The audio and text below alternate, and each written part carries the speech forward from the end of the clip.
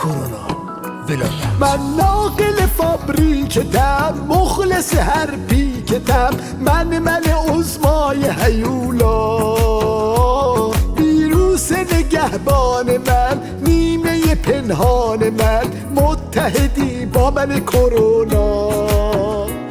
من قربون ریشت برم، با کمکت میبرم آمار قربانی رو بالا. داری هوای منو، بستی راه واکسنو، گن زدی تو به پروتوکولا. وقتی توی فتنه ها میومد دخل ما تو کوچه ها، لیگاب هوا، اما تو شدی مائده، نمکی شاهده ای کرونا، جونم دادا.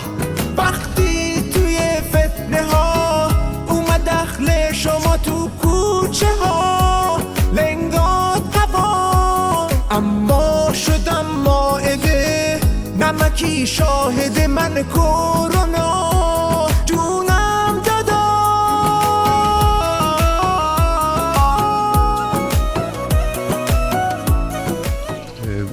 مسئله یه مسئله گذراست، یه چیز فوق‌العاده نیست. ورود واکسن آمریکایی و انگلیسی به کشور ممنوعه.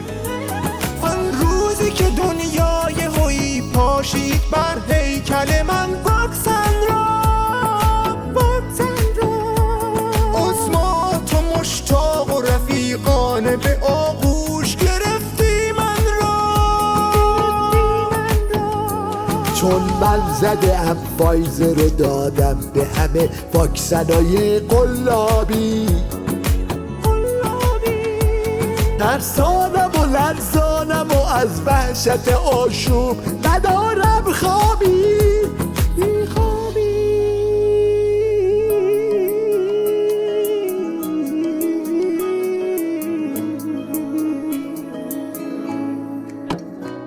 تو خوردی آخه خربزه، لرزیدنت محرزه، وضعیتت خیلی درامه. این واکسنی که برکته، واسه من شربته، در خطر عظم و عمامه. آخ شانس من خنگ و باش، میشود آشولاش، جسم من و جسم نظامم. ای وای از این روزگار، باختم در قمار، باز بروم پیش امامم. وقتی توی فتنه ها میومد دخل ما تو کوچه ها، لیگاب هوا، اما تو شدی مائده، نمکی شاهده ای کرونا، جونم دادا.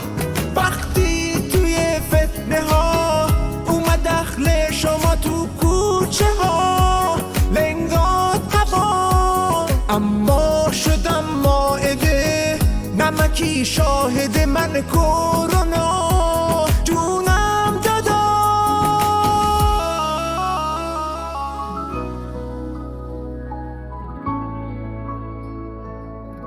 کووید 19